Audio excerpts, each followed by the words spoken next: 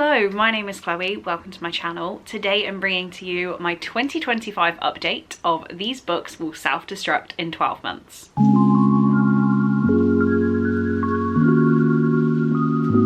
So clearly this video idea is inspired by Becca from Becca and the Books. It seems to be a bit of a thing that goes around booktube now of listing books that will self-destruct in 12 months, i.e. the ones that we have to read in the next year. This is the third year I'm doing this video and I always do it about the same time of year, so I don't do like a January to December. I just set myself a whole new challenge halfway through the year. From 2023 to 2024 I picked 12 books and there were only 2 of those that I didn't read. So first of all we're going to reflect on the 2024 to 25 and then we're going to set some 25 to 26 goals. So the ones from last year, the first book we had was Girl in Pieces by Kathleen Glasgow, which I read in May of 2025. We then have The Prank by L.V. Matthews, which I DNF'd. We have The Midnight Library by Matt Haig, which I read in November 2024. We have Exciting Times by Nisha Dolan, which I read in September of 2024. We then have Tell Me Lies by Carola Lovering, which I DNF'd. We then have The Bone Houses by Emily Lloyd-Jones, which I hadn't read at the time of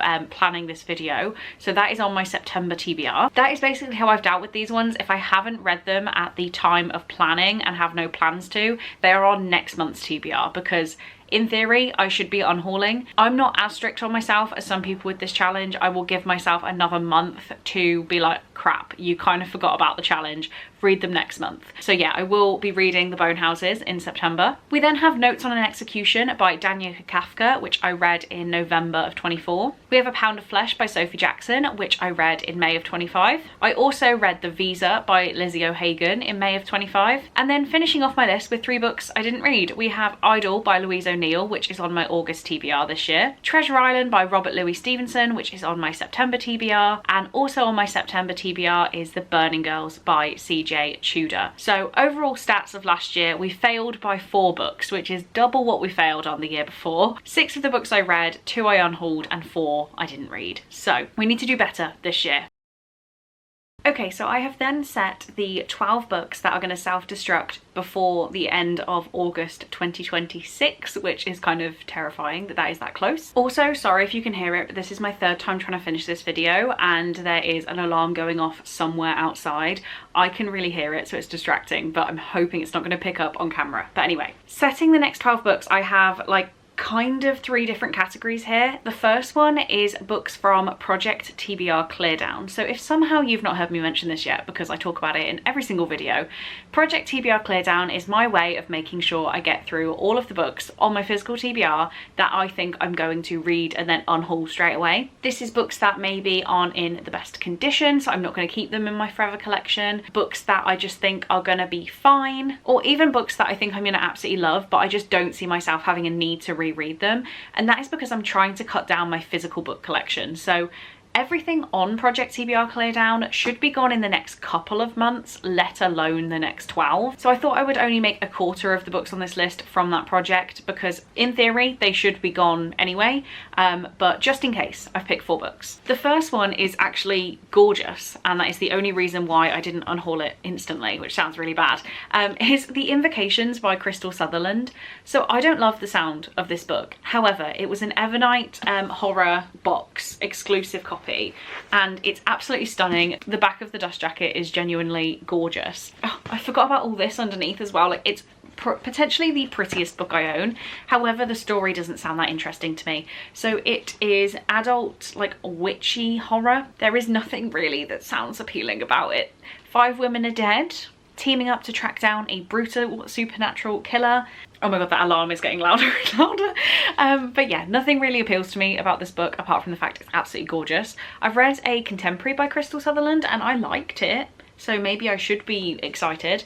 However, I know that this is going to be a read and unhaul, which is why it's on Project TBR Cleardown, and also I need to get it read soon so that I can unhaul it successfully. So yeah, here is 1 of 12. Number 2 of 12 is a book I bought from a charity shop and I was like, where have I heard this before?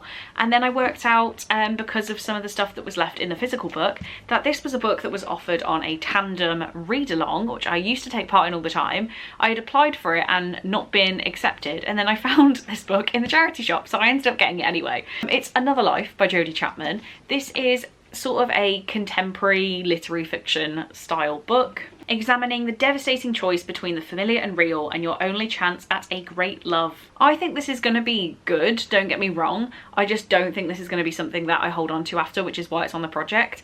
And also I keep putting it off just because it's quite a long one. It's quite a long one. Saying that, looking at it, it's still under 400 pages, but it's 400 pages of like literary fiction, contemporary style book, which definitely isn't like the easiest of my books to read. So I'm putting this off. I'm also putting it off because I hauled it not that long ago, so I don't prioritize it. So 1 of 12, 2 of 12 I should say. Next up we have a book from an author that has very much confused me before, but the premise of the story is really cool. It is Sundial by Catriona Ward. This is like weird horror.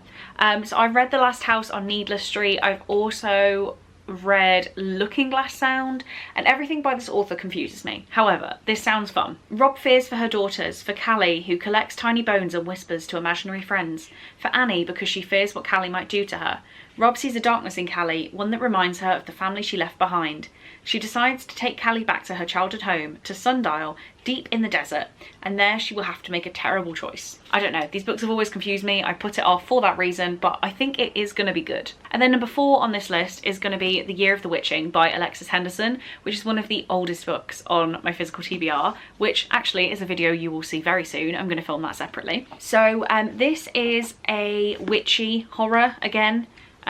Cursed at birth, exiled as a child, now she may be the only one with the courage to save them. This is definitely something I bought to be part of the hype. I think I got it from Book Swap actually back in the day. Born on the fringes of Bethel, Emmanuel does her best to obey the church and follow holy protocol.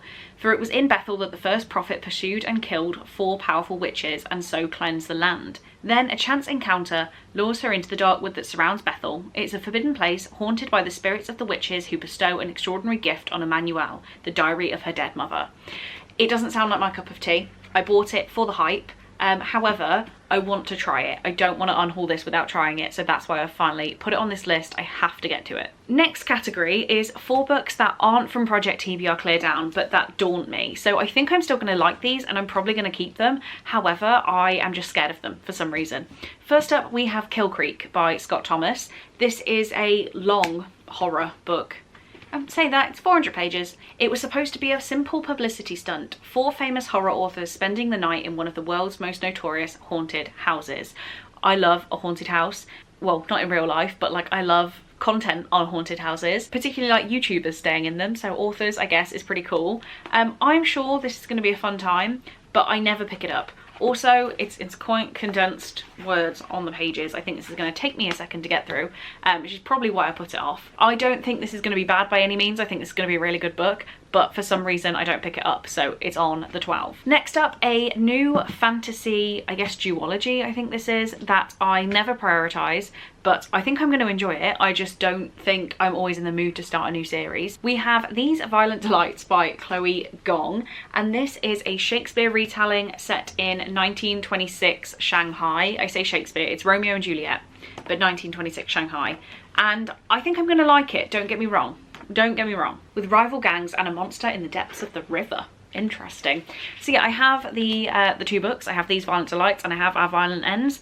Have I ever reached to pick them up? No, it's on the list. Then we have a book that I actually got from Book of the Month, but I never pick it up, and I think it's genuinely because of the sheer size of it. We have Dangerous Alliance by Janique Cohen, and this is a Jane Austen retelling romance. I can't remember which Jane Austen retelling it is. Pride and Prejudice. And yeah, I ordered this because I went through like a Regency era hype around like Bridgerton getting popular, but this is over 400 pages of Regency style romance, and that kind of terrifies me for some reason. So we're following Lady Victoria Aston, who has everything she could want: an older sister happily wed, the future of her family estate secure, and ample opportunity to while her time away in the fields around her home. But Vicky's comfortable idyllic life is overturned in the course of one night. Her sister's husband is a terrible cad, and now Vicky must marry or find herself and her family destitute. So I think this is going to be fun. I think I'm really going to enjoy it, but It's massive. For a Regency romance, it's massive. And then we have another book that's been on my TBR for a very long time, and I think this is a gorgeous addition. I think the simple sprayed edges is definitely underdone now. We have To Best the Boys by Mary Webber, which is a YA fantasy. I've had this a very, very long time. This is an early Fairy Loot book with just plain sprayed edges that are really cool. Like, oh my god, can you imagine that, a Fairy Loot book and it's just plain. The task is simple: don a disguise, survive the labyrinth, best the boys. I know I've read the description of this so many times, but nothing about it makes me like reach for it and pick it up and like immediately. I don't think I'm gonna dislike it, so I don't know what's wrong with me, but now I have to read it in the next year. And then last but by no means least, we have 4 books that I think I'm really going to enjoy. I just don't prioritize 5-star predictions. I never have. So these are all at least 4.5-star predictions. The first one we have is Butcher and Blackbird by Bryn Weaver. I've heard amazing things about this. I have people in my life really angry that I haven't picked this up yet. This is like serial killer romance. It's pretty much everything I want. I say I always want books with murder and romance. So this is surely going to be exactly what I want. I think the 3rd book is out and I still haven't read this one. I have been good. I haven't hauled the rest, which is definitely new for me. I normally just buy every book in a series because I'm like, I need all of them. But yeah, I haven't read this yet. Still don't really know why. I think I'm gonna try and do it before the end of the year because it really does sound like my cup of tea. Romance, murder, chaos. What more could we want? And then a romance that feels like it was genuinely written for me. We have With Love from Cold World by Alicia Thompson. And this is a romance, but she's also I don't know whether she's a bookkeeper. Yeah, she's a bookkeeper. So I have done a lot of bookkeeping in my day. If you don't know, I am an accountant, so every accountant has done some bookkeeping. And this is genuinely a fun contemporary romance with a bookkeeper. What more could I want? And then it's always like Christmas in summer. So it's Cold World, a winter wonderland, but it's located in Orlando, Florida. It just sounds really fun and there's absolutely no reason why I haven't prioritized this yet. Next up, I gave in to the TikTok hype and I got my hands on the first 2.5 books in a series. We have Powerless by Lauren Roberts. I think I'm gonna like this, otherwise I wouldn't have bought into the hype. It kind of reminds me of like The Cruel Prince, just from the vibes. The elites have possessed powers for decades, gifted to them by the plague, while those born ordinary are just that, banished from the kingdom of Ilia and shunned from society. No one knows this better than Payden Gray, an ordinary posing as a psychic to blend in with the elites. When she unsuspectingly saves one of Ilia's princes, Kai Aza, she's thrown into the Purging Trials, a brutal competition showcasing the elite's powers. I think it sounds really good. I think it sounds really fun. I haven't prioritized it because I never prioritize books I'm going to enjoy for some reason. And also, this is starting a series, so I guess I didn't want to start a new series, but here we go. And then speaking of not starting new series, I now have a second book in a series that I read the first one, immediately hauled the rest of them and then never carried on. We have The Merciless Volume 2 by Danielle Vega. I read volume 1 in like September of 2020, I want to say, and I thought it was absolutely hilarious. It is like gory horror. If it was a horror movie, it would be like the D-list horror movies that you just watch to laugh at. I mean this in the kindest way. I think I'm gonna love this book. But yeah, I read the first one, bought the rest of the series, never carried on. Now is the time. I don't know anything about this. I know there was an exorcism in the first book. It's gonna be fun, I'm sure. So there you have it. There are the 12 books that will self-destruct in 12 months. I'm feeling really positive about these books. I love having a new challenge and setting this in the summer, so I don't really have to think about it. It's not like a January to December kind of thing. I'll keep an eye on this list during the year, and when I realise I haven't read enough, because that always happens, I whack a load of them on my TBR, and then we get to the end of the year and see how many I've actually read. It's a bit of a repeating cycle, but saying that, the first year I missed 2, the second year I missed 4. So we're going to aim to at least get back down to 2 that I don't read out of these, especially with me prioritising TBR Cleardown. There is no excuses for those 4 on that list to not be read. Please do let me know if you do your own version of These Books Will Self-Destruct. I would love to hear about it. Let me know if you have any opinions on any of these books. As always, I'd love to chat to you about them down in the comments. On that note though, that is all I have time for, so thank you very, very much for watching this video. I really do hope you enjoyed, and I will see you in my next one. Bye!